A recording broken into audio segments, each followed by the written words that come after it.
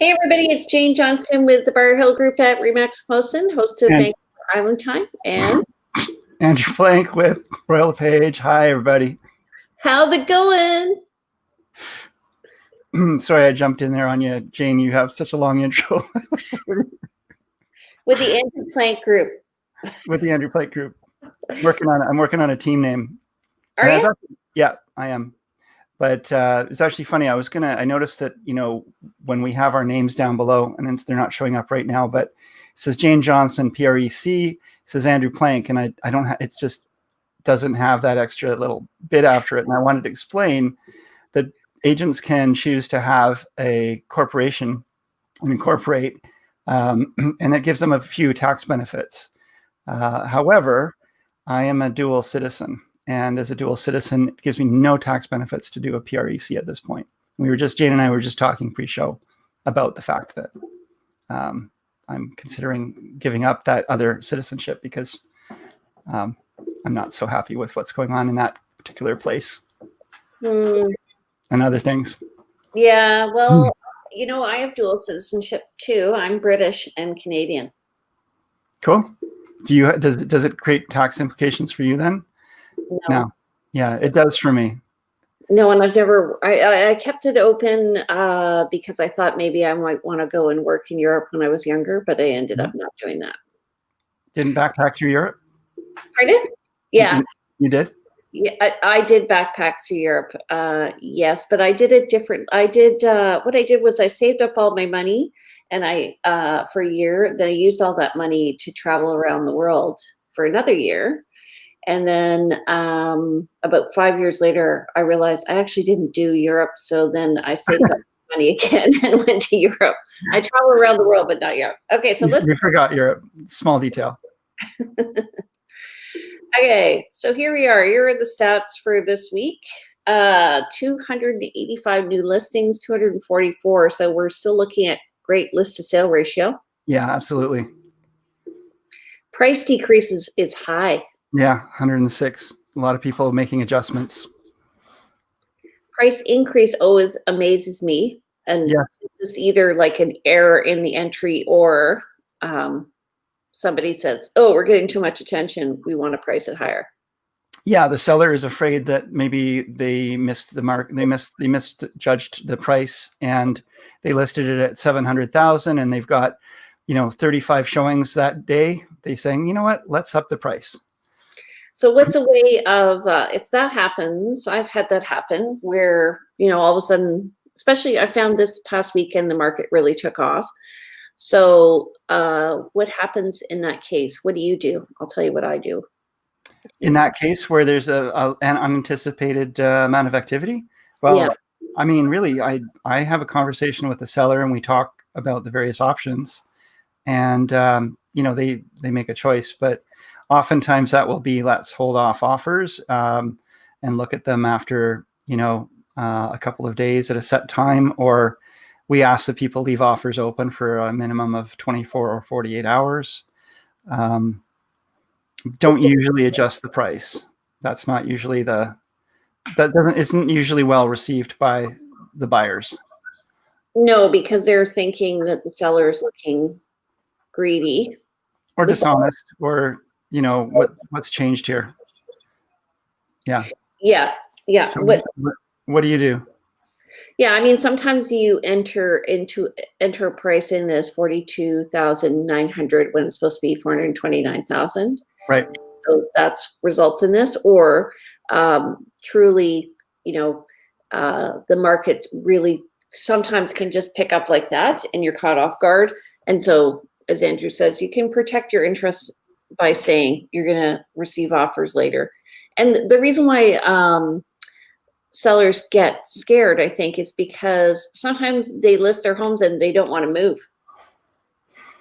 Or they're afraid of they're not going to find something else. And if the market does take off, that's a sign also that they're going to have a hard time finding something on the other side. And so they need to give themselves some buffer and insurance on that. The more money they get, it's not necessarily being greedy, it's being careful. It's also about giving longer days for closing so that they have a chance to look around.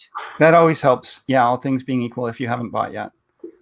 So there's really 5 components to an offer. One is just price, the other is down payment, the other dates, inclusions, and your terms and conditions. So if when you're reviewing all these offers, you can look at all of these things. I would say, and that's what's part of a contract. But when you are sitting with your sellers reviewing an offer, you're also going to be considering, what you know about those buyers and what information you've received in terms of their ability to complete. Are they first-time buyers versus experienced buyers? Are they do they have a large not just the down payment, but is there a letter from a mortgage broker or a lender stating that they're good, or have you just got the verbal from the other agent saying, "Oh yeah, no, it's fine"? So don't you find part of that depends on who is the agent? Yeah, I mean, that's a sensitive topic, certainly. But if I have worked with an agent before and I know that they are really good at doing their own due diligence and vetting their own clients and bring qualified clients to the table, and also are able to coach their clients through a process that sometimes is difficult, I'm going to have a lot more confidence in that agent. And I'm going to that's going to be part of the discussion with the sellers in terms of, if you're selecting between two equally on paper equal offers, but and have received great communication from one agent and you've really only received an offer from the other by email with no further communication, that's probably going to go into the seller's decision process. So yeah, there's 5 elements to a contract, plus there's some subtleties that a good agent will definitely add to those 5. So I had an interesting situation where we avoided multiple offers by going in super quick and getting our offer accepted. And then there was an issue of we found a latent defect, i.e. a buried oil tank. And not to go into details, but the listing agent gave the seller the impression that we would go back and negotiate price. And I'm like, no. Sorry, you were representing the buyers and the listing agent gave the seller and that you would go back and negotiate price. Yeah, because there was a backup offer coming in. I didn't mention that, but oh, I see. Yeah, and I'm that makes a difference. I don't think so. When you have an offer and it's only the buyer subjects, then the buyer removes the subjects unless they open up the contract. Then everything is game on, right? Yeah, absolutely. Okay, so let's talk about our favorite areas. Yeah, I didn't choose favorite areas as such. I chose a couple of little hidden gems that I think are kind of fun that not everybody in Victoria might know about. Every time I find a property in that kind of area, I always think it's a bit of a magical spot. And everybody's got their opinion of what that might be. But there's lots of little pockets throughout Victoria. And maybe every once in a while, Jane and I will pull some of these out and highlight a little area. So do you want me to start then, Jane? Sure. Yep. Yeah. So I was looking at a couple of areas that I've always found really kind of fun. And, I remember being a young person in Victoria and, you get your driver's license, you drive around, you explore a bit. Wow, Zoom. No. And you discover these little areas you had never been to before. So these are both in Saanich East that I'm going to show today. And this one on Athlone Drive is this little circle. We got Mackenzie Road here going up to Cedar Hill Road, Shelburne. You have to share your screen. Oh, okay. That would help. Sorry. Let's just go back over here. Small detail, just a small little detail. We considered going out into the public and doing this remotely, and then we decided it would be better if we simply did this remotely. Yeah. Okay. Yeah. Ready? Okay. You can see my screen now, right? Yeah. Okay. So Athlone Drive. So in this little area here between Mackenzie, Shelburne, Cedar Hill Crossroad. So Saanich East, there's this up off of Brayfoot and down Wendy. There's this little circle called Athlone Drive. And it's this beautiful little subdivision. Let's try and do this little walkthrough. It's just this beautiful little subdivision, Gary Oaks, no sidewalks, no street lights really, but just this beautiful area of older homes, some really quite majestic. And it's just this little hidden gem of an area. Let's just sort of go for a quick zoom along here. Ooh, pixelated. This is a Minecraft tour.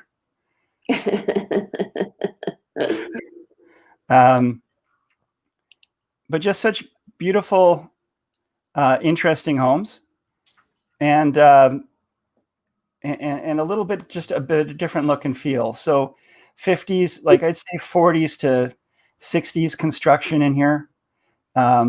Some really fun, again, like larger, older homes. There's a bit of a mix, but it's not your typical Victoria suburban neighborhood. It's, let's say it's not your, cookie cutter square lots, single family homes on an average. This beautiful little circle with, and it's gone in terms of condition up and down over the years, and you can see some of these homes, better shape than others. But it's definitely worth a little drive to explore.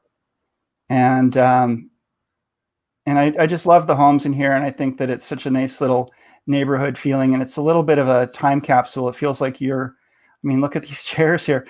It just feels like you're going a little bit back into time, and people are, landscaping their properties in a kind of it just feels a little bit more old fashioned and kind of fun.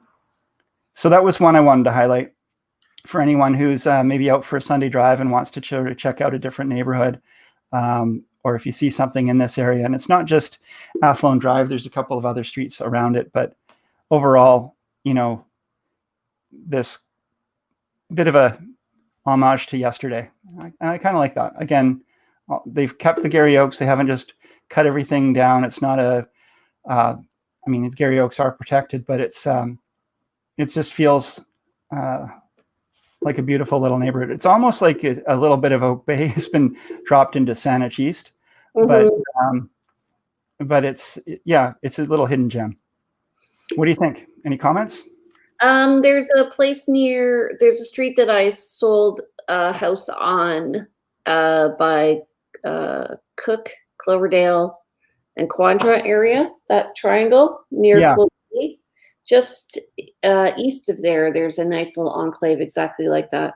That was going to be my other. You're raining on my parade here. That was going to be my other area to talk about, because that's like Clovelly Terrace and Salisbury Way. Yeah, and there's some beautiful little places in there. But let's get to that in a bit. I can do another little tour of that. But why don't you talk a little bit about your spots? Okay. So I am going to just share my screen, and this is one area that I love, which is Vic West area. This is, they have a fabulous bakery there, right here, Spiral Cafe. And then if you go, if you want to go to the barber, there's Cliff's Barbershop right there where my husband goes. He drives all the way in from Fry's Bakery, which is awesome. There's also Crown Palace. Yeah. There's also Banfield Park, which is right across the street, which has great trails you can ride along and go along Selkirk. This is a bike trail, actually. And then can I just jump in and say Selkirk Avenue is one of my favorite streets in Victoria as well. Such a beautiful little street, and there's some waterfront homes along there, but even the non-waterfronts are just, it's just a gorgeous little street. And, if I was moving to Vic West, looking for a place, I would definitely be looking closely in that area. You can also go swimming in the gorge if you want. It can be a bit, you can see here, it can be a bit crowded. They do, this is kind of like an annual jump that they do in the gorge. So I recommend that. And then I actually row in this area. This is looking from Banfield Park towards, this is looking from the trestle towards Deadman's Island and the bridge. So this area here, I just love. I picked Banfield Park because I used to go there when the kids were little. It has a YMCA in there, and they have a really nice daycare as well. So, yeah. And you've got, oh, sorry. On that map again, just on the other side of the gorge, that whole area along the gorge is great. You've got Vic West on one side, and you have Saanich East on the other, in Victoria, City of Victoria. I guess it's Saanich East there, or is it, where's the dividing line? That's Victoria, just it's at Harriet. Yeah, so the Selkirk, there's the Jutland area, and the development in there has got some beautiful condos and Glow Europub, and just some beautiful patios and water views. And that's just on the other side from there, but I just was pointing that out. Okay, you go ahead. Oh, okay. So we go over to Salisbury. Let's just, okay. Oh, it's sharing screen already. Thank you. And let me get my bearings here. Where the heck am I? Just type it in the top left. What's that? I think next time we should go to the area. Yeah. Okay. So here we are. It's the area here I'm talking about right here. And so we've got Cook Street coming up. It connects in with Quadra here. There's the Thrifties here. Yeah. And going up High Quadra to Mackenzie and so forth further up. So this area here between Maplewood Street and Cook Street right in here has some really interesting little homes. And especially, I referenced getting being a young person and getting my driver's license, and driving around. When I took my driver's test, this was one of the spots that they would take you right here for, and especially when you're like learning, because there's this like 5-way stop that's they really trying to catch you up on this one. So that was a lot of fun. But you can see it's a bit similar, but maybe a little bit more open. Some really beautiful older homes, really well built in this neighborhood. And again, just this gorgeous little hidden away area. This is the corner of Camrose and Salisbury in Saanich East. But beautiful colors, beautiful landscaping. Again, there's no sidewalks, which some people might say, well, that's not great. But it's also, there's no sidewalks because there's not a lot of traffic. This is a 5-way stop, but this is not a busy area in terms of traffic. And, so you can walk down here and just have a beautiful stroll. Again, sorry about the pixels. Come on, computer. You can see it's a little bit more open than around Athlone Court. A little bit more sky visible, a little bit less trees, a little bit more lawn. But just, again, in my mind, some really beautiful homes. I'm not a big fan of like cookie cutter, same as all the same homes in this neighborhood. And these are all, they all have their own unique style. They're all a little bit different. And this was a neighborhood that back in the day would have been just a beautiful, beautiful area to live, and I think still is. So, yes, yeah, it is, isn't it?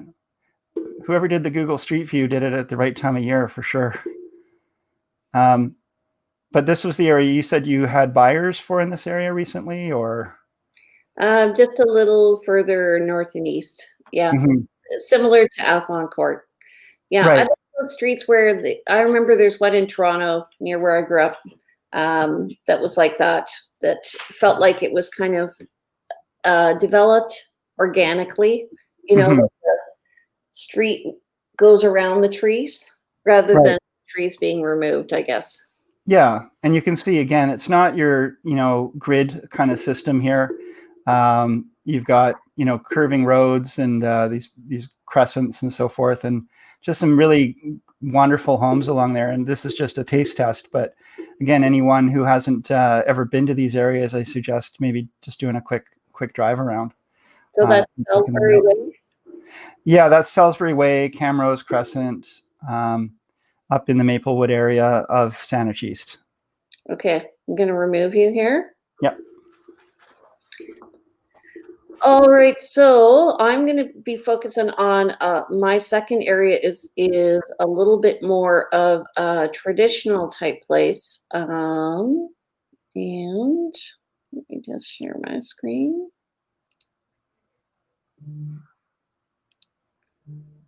Okay, hold on a second.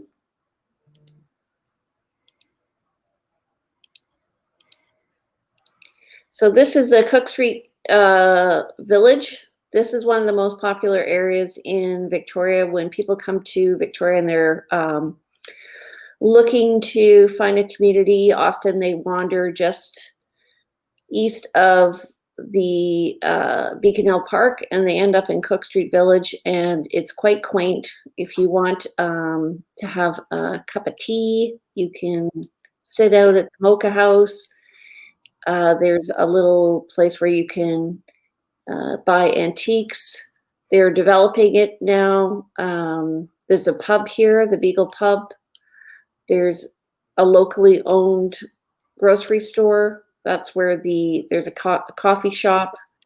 And then they're developing this area. This is actually a few years old because I think the buildings is a rental building that's now it's already built up. Yeah. But people just stroll. You can see like there are people on the street strolling along here. They hang out. People hang out in this area and get together. I would go down and meet friends for coffee in Cook Street Village, despite the fact that it was inconvenient location for all of us. To hey, let's meet in Cook Street Village and go to the Mocha House for coffee. And there's just a nice area near Beacon Hill Park and Dallas Road and the ocean. And there's a mix of homes around here that if you're looking to live in a village lifestyle area, you've got options of condos or townhouses or beautiful single family homes in Fairfield. Let's see. So this is going a lot faster than mine did. Typical street in Fairfield. So you get character homes, and a lot of people in here work in government. They walk to work. Mm-hmm. So yeah, great area, very safe. And considering you're literally probably a 10-minute walk to downtown, yeah, nice place to live. It kind of reminds me of where I grew up in Toronto, on Briar Hill. On Briar Hill, I was going to say, is that Briar Hill? So you like Cook Street Village. There's a lot of wonderful villages in Victoria. People often want to live near a village, walkable. Cook Street is one of the primary ones. There's other villages in Victoria to check out. Estevan Village is a wonderful village as well. Throw a couple other. One of my favorites, actually, sort of off the radar, if you're looking for good value and be in a village, would be out in central Saanich. Oh yeah. Saanichton. Yeah. Yeah. There's a beautiful village out there. Some great butchers and coffee shops and restaurants and groceries. And there are condos and townhouse options that are quite reasonable relative to in Victoria. And it's still a walkable neighborhood. The neighborhood is walkable, but work is probably a drive if you're working in town. Right. I also find that, like coming from Toronto was a series of little towns that were built up along a highway, the Highway 1. And so when I moved across the city, I lived in a few different areas. It was like you'd have this enclave and you like Bloor West, Greek Town, the beach, Forest Hill, North Toronto, all these places.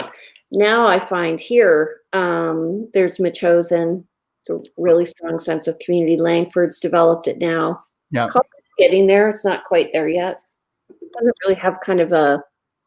It's coming together, though. I was just driving through Colwood day before yesterday, and really got a strong sense of, I could see along the corridor where it's always been a lot of just decrepit homes along the corridor on the Old Island Highway there. They're starting to do development, and they're starting to make change, and there's infrastructure coming in. And I could just see what Colwood will probably look like in 15 or 20 years. And it's probably 15 or 20 years. It's not 5. But it's coming together, and it's actually more of a center. It's closer to town in some ways than Langford, areas of Langford. It's closer to the ocean. It has a lot going for it, but it was slow off the mark to get going in terms of its bringing in infrastructure and development. I think it had a lot to do with the fact that they didn't bring in the sewers. Yeah. Yes, absolutely. And that's going to be a challenge for them for quite some time. And they've hired some people off of Langford to work for their development. Sure. Excellent. Well, you mentioned Metchosin, and that's one of the neat things about this area of Victoria is, Victoria as an area is, we're made up of all of these different separate municipalities, and each has its own culture. And so, like, for example, Metchosin and the Highlands are very anti-development, and you'll get this line along the border between Metchosin and Langford, for example, where you've got all of these houses built up, and you've got sewers and everything, and then you're into no man's land and rural and not a lot of development. And I think that's wonderful. If someone wants that, they can choose, and you kind of vote with your feet there by where you want to go and what kind of things you value. I find, I live in Metchosin. I'm not really pro-development. I'm more like lifestyle. I think people should be buying into neighborhoods. I did find, we bought where we bought. We're on the border of Metchosin and Colwood in the Royal Bay development. Mm-hmm. Because of the Royal Bay development, and I think that will be the new downtown for. Royal BC Museum just announced they've got a museum coming out that way, and you can just see the plan, and the plan for that area is massive and intensive. And eventually there's going to be a ferry between the downtown core, a passenger ferry, and so forth. And that's open ocean, folks. Pardon me?